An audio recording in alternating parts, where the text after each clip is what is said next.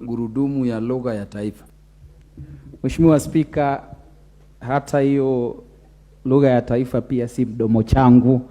Kwa hivyo, may I please request you, Mr. Speaker, to allow me to make my contribution on this noble and very important legislation proposal.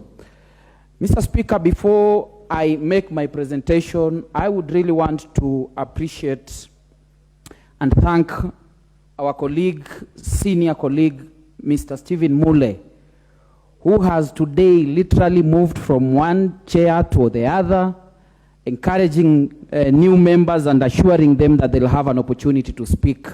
That is the kind of leadership we want in the House, and I want to encourage other senior members to borrow a leaf from Mr. Mule. Mr. Speaker, on the issue before you, I must say that CDF is a fund sui generis, a special of its own. I say special of its own, and I think much has been said by honorable members of the importance of CDF on educational infrastructure in the entire country. But Mr. Speaker, allow me to pose a question to you. How did we get here? Where is the problem? And Mr. Speaker, I see the problem in what philosophers call epistemology, the problem of perception. And I think, and I say so, Mr. Speaker, because when you look at the fight against CDF, the question actually when you ask the people who are going to court is not whether or not we should have CDF. The question, and I think the problem has always been on the perception that CDF is pocket change of members of parliament. And that is why, Mr. Speaker, you'll find the courts fighting CDF, the media fighting CDF, the civil society fighting CDF, and even the media, Mr. Speaker. I was shocked when I saw an article from the Standard published recently when this motion was being debated. The title of the article is that overjoyed MPs retained outlawed CDF in the Constitution.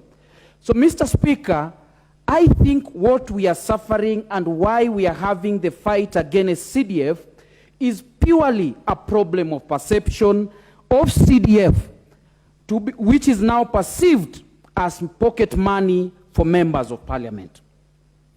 Mr. Speaker, why I say that this is a problem of perception, because we have so many funds in the county government, we have so many funds in the national government, which are actually established by regulations. But we are now forced as members of parliament to have this fund entrenched in the Constitution because of the fear. And this actually makes me think, if these people had the opportunity of declaring members of National Assembly and constitutional, they would have done that, Mr. Speaker. Because I think the fight is more against members of parliament as against the CDF Act itself.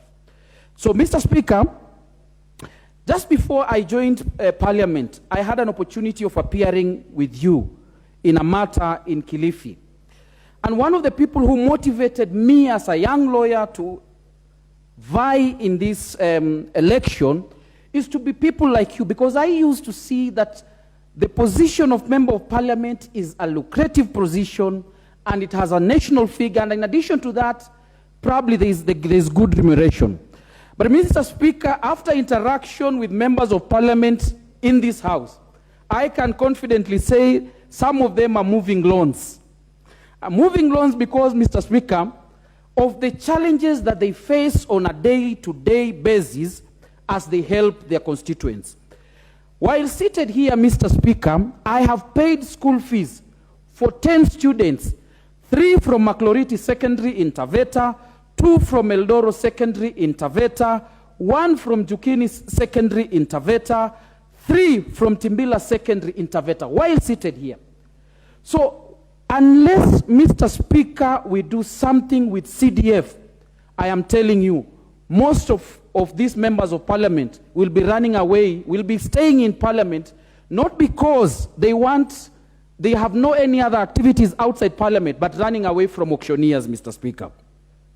Mr. Speaker, I can tell you, after interaction with members of parliament here, I know members of parliament who run to Shylocks, not because they want to go to take the loans, but they want to pay school fees for their constituents in their villages. So, Mr. Speaker, my plea to you and to the leadership of the House, even as we deliberate on constitutionalization of CDF, please, I plead that we should not even disperse members of parliament salary first. Let them disperse CDF before getting this money. Because in the end, we have converted our salaries to be CDF. We are now paying school fees, we are paying hospital bills, we are paying ambulance services because there is no CDF. Hundreds of students are now out of school because of lack of CDF.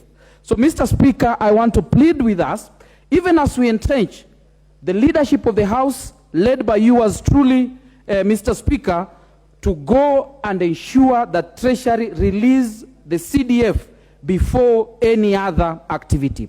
Secondly, Mr. Speaker, we should expand CDF beyond the education and security functions that it is offering. Why do I say so? Mr. Speaker, Article 189 of the Constitution allows us, it allows different levels of government to cooperate in their functions to ensure that we deliver to the people. So I see no problem with me as a member of parliament cooperating with the county government of Taveta and putting up a modern maternity facility for our people in Taveta. I see no problem me collaborating or cooperating with the county government and ensuring that our ECD structures are built so that we have our children in schools and we have our community advancing day by day. Thirdly, Mr. Speaker, I want to say that unless we rush and protect the CDF, we will have a problem where children are out of school. Instead of raising students who are able to take over our positions in future, we have dropouts in school who will cause problem to our society. And I asked myself, we have a problem of activism even in the judiciary. Because, Mr. Speaker, if you look at petition number 1 of 2018 of the Supreme Court, whatever was in challenge was the CDF Act of 2013. But the judges found a way of deliberating and touching on CDF Act of 2015. In a way, telling the activists who went to court, even this one, if you rush to court, bring it here, we will also nullify it. So we have a problem. We have a problem of judicial activism in Kenya, and I want to plead with all members of parliament, let us now entrench this kitty in the Constitution so that we protect it for the future. With those many remarks, Mr. Speaker, I thank you and God bless you. Thank you. Thank you, Honorable John Bwire. For those who knew you before, like myself, you are a great addition to the Parliament as a whole, not just National Assembly. I wish you well as I congratulate you as you start this journey to join us in being the ATM. The ATM. Honorable George N. Gachagua, MP from Daragwa.